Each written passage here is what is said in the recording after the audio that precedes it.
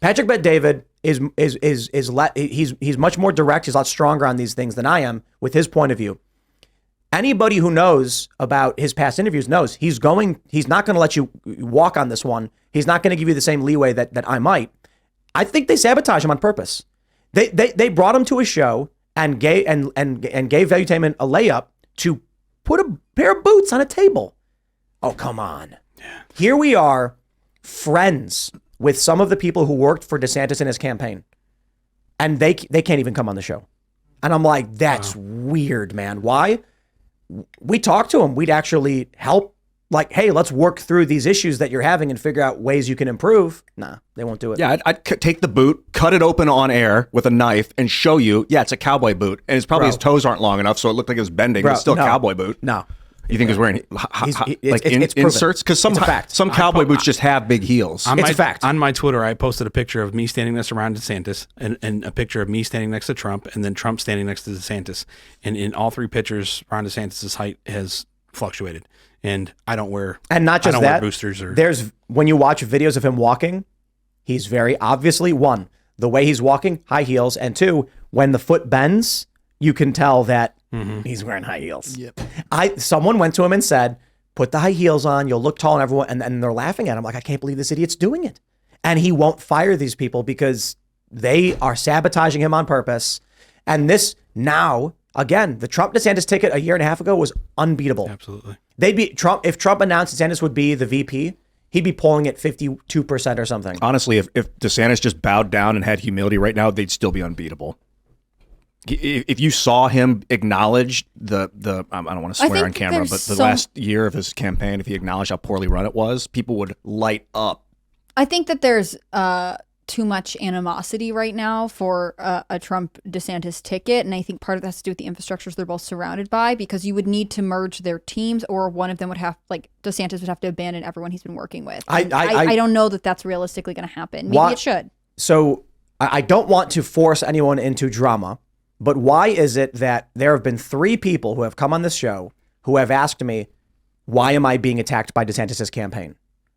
And so there are individuals who are not hyper-partisan electoral personalities that have, they don't, individuals whose careers do not put them in the line of, I'm for Trump or I'm for DeSantis. We've had people on the show who are not saying either of those things, and they're like, DeSantis' campaign started attacking me. And I'm like, yeah, they're trying to destroy his campaign. They're going scorched earth. They want to make sure that if in 6 months it clearly is Trump, there will not be a recovery period like Ted Cruz had. Ted Cruz was lying Ted, and then after the primary, he was lying roar Ted. Lying instead of lying. That's pretty good. That's insight. the recovery. That's pretty good insight. And he grew his sadness beard. That was the time. Well, I can speak to that too, right? Look what when this first all started, I wasn't negative on DeSantis at all, and I'm known to be a Trump supporter, right? But then you had J.D. Vance come out and say, leave it to Ron DeSantis' poorly run team to attack their former friends, right? And that's exactly what they've done. But see, the thing is, they attacked people who were currently their friends. Yeah. I've had people, prominent individuals, say to me, they ask me like, hey, do you know what's going on? Like, I'm being attacked by the DeSantis people. Do you know why? And I'm like, they are attacking everybody. And they're just like, I don't understand. Like, I've not said anything bad about him at all. Right. And I think the idea is, after the primary, they want to make sure that not a single Trump supporter will welcome DeSantis back. Yeah. There's no explanation for why some of these personalities are prominent individuals with a lot of followers. There's no explanation for why they're like, I can't stand DeSantis. Why would you attack some of these people? Why did they start attacking us? Why did they ban their people from coming on the show? When Ron loses, there's a recovery period where Trump can say, enough fighting, Ron's a great governor and we're going to welcome him back. Not anymore. There's not. No, he's going to be Rosie O'Donnell. Yeah, exactly. It is so toxic. And the high heels thing was the nail in the coffin. Yep. There's no way Trump can be like, I'm going to choose backstabbing high heel Ron with the crackhead PR team. It's not going to happen. There's a reason why they don't work for Trump anymore, and they deflected over to his team. I mean, yep. DeSantis' crew? Yeah. Oh, okay. I mean, he has some smart people on his team, but I don't think so. They're not around anymore, though. They maybe tells you maybe they're just not wise. No. We'll put the numbers here. Two potentials. DeSantis' people are geniuses, and what they're doing is intentionally destroying DeSantis, or they are the stupidest people in the world and they don't understand they're destroying DeSantis. I think they have. Additionally, no matter how you cut it, Ron DeSantis is the dumbest politician in the country right now for hiring. But it's like a for not lack firing them. Absolutely. Look, you can hire bad people, but after the first screw up, you have a talking to. After the second screw up, you start saying warning and you put out statements. Third screw up, you say, I have removed this person from my staff. He's not done it. Especially when your platform is built on the preface that you run a tighter ship than Trump, right? Trump had all these leaks in the White House, according to DeSantis, and he runs a tight ship in Florida, right? It's a direct polar. It's polar to what he's campaigned on. Yeah, I get the vibe. Okay, what I was going to say is I think Ron strikes me as high intelligence, low wisdom, because he doesn't know how to get his intellect across. It's poorly managed and poorly integrated. And like, you got to have humility, dude. And this obsession with pride of like, oh, they said something mean, get them. Like, no, you got to like roll with it. Yeah, you said something mean because I'm a goofball sometimes. That's his team. Yeah. See, it's bled into his persona, unfortunately. You're right. I like Ron DeSantis. I think he's done the best job of any governor in Florida. And that's why so many people moved there.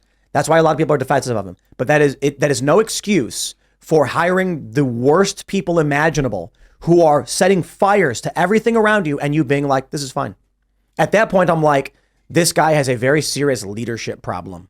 Very serious leadership. And you know what I'm going to start doing? Sorry. I can only assume now the accomplishments of Florida are due to the legislature and he's just going, sure, I guess. And he's bumbling around like Mr. Magoo. Because where he has direct executive authority, his campaign, he's failed miserably. When it comes to the politics of Florida, he's stamping what the Florida legislature passes. And so we give him a lot of credit for it and for standing up and making statements. Now I'm just thinking, they're probably just handing him a script and he just says whatever. And in Florida, they want to win, they do. But here they're trying to tank him knowing he can't beat Trump and they don't want him teaming up with Trump, so they're sabotaging him. Or they want him to stay governor of Florida and they don't want him to be president, so they're trying to destroy his chances. I don't know. That's a possibility. It's not a great, any of these options are pretty bad to have on your staff, right? I mean, this is not what you would want to be surrounded by while running a campaign. Yeah, I mean, but the establishment, to Tim's point, is evil, and they'll go to the farthest lengths to destroy something that they don't like.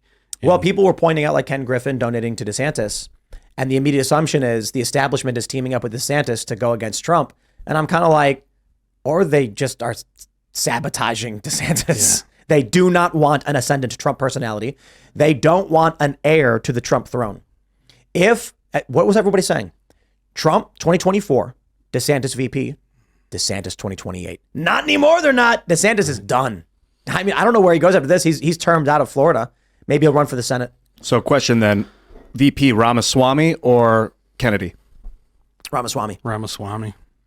I personally want Larry Elder to be VP. I've got a job writing on it, so I like Byron Donalds, to be honest. Yeah. Byron's he's good awesome. Guy. I love Byron. Byron's excellent. He's a really cool dude. Yeah, stand-up guy.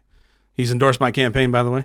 But yeah, Byron Donalds is one of the best people I met in DC. I agree. Absolutely one of the best people I met. I mean, there's so few people, but I actually met Byron Donalds when he was hanging out with Matt Gaetz. And I'm like, I'm not surprised. Yeah. Like, these are good dudes. Lauren Boebert's office, we interviewed him. It was really cool. Do you think that there's any weight to the idea that Trump's going to feel obligated to pick a female VP? Oh, he better not play this game. No. That's what I do not want him to play this Nikki game, but Haley. I keep hearing everywhere, no, it's definitely going to be a woman. It's definitely going to be a woman. And I do not want that. It makes me really mad. Be sure to tell him that. As soon as he calls me, I'll be like, if you pick a woman VP, you've lost everyone's confidence. We got to, like, people kept asking us when we're having him on the show, and we know so many people in Trump's circle, they've all said, like, we can figure something out. We'll talk to him. He'll probably just say, yes, of course, but we got to go to him. And we've not coordinated it and tried to make it happen. I'm not saying Trump is going to give us the time of day. I'm saying, a lot of people around him are like, no, yeah, we can work with him and schedule something. We've just not done it. We should probably just finally do it and just get our booking people to be like, can we just arrange this finally? Because then I can say, Don, just don't no Nikki Haley. I think that should. Let me ask you. I think what I've learned in politics is things kind of are placated right on purpose. I think maybe that was something that leaked on the back end to just test the waters for what the general public would think and what Twitter would think. And I think pretty quickly it got smoshed that he needed to have a female vice president. And I think he's turned the page on that. I don't think Vivek is the perfect candidate. I think he's the current best option. In the past, I said Carrie Lake, but there were several points that were made. One, in terms of what is best for Carrie Lake, running for Senate, winning in Arizona, and helping fix the states. We got to win at the state. We got to win the states. But also, some other people pointed out. Then you have Trump and Trump. Basically, Carrie Lake is a smart, no disrespect to Trump, but she is a sharper, articulate Trump. And so people have said you need a contrast to that. And Vivek, in a way, is kind of like Trump, but he's a PR guy. He is tactful, kind of like how Carrie Lake is. But I'm in terms of his presence, that's why I kind of feel like he's probably the better option. Sometimes I want it to be a VP that is not currently seeking the presidency. I know that's pretty normal to consider. This is how we got Kamala Harris, of course. But and Pence. I think Pence wasn't running, right? Pence wasn't running, and again, not that Pence was necessarily the best option. Pence was forced by the establishment, man. I mean, that's given. But I don't like it becoming too much of a manufacturing line, right? It's like, well, if you drop out early enough, I'll give you a VP. I like the idea that there is potentially other perspectives out there that we don't hear on the national stage.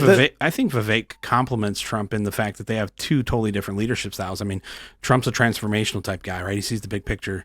Vivek tends to get in the details, and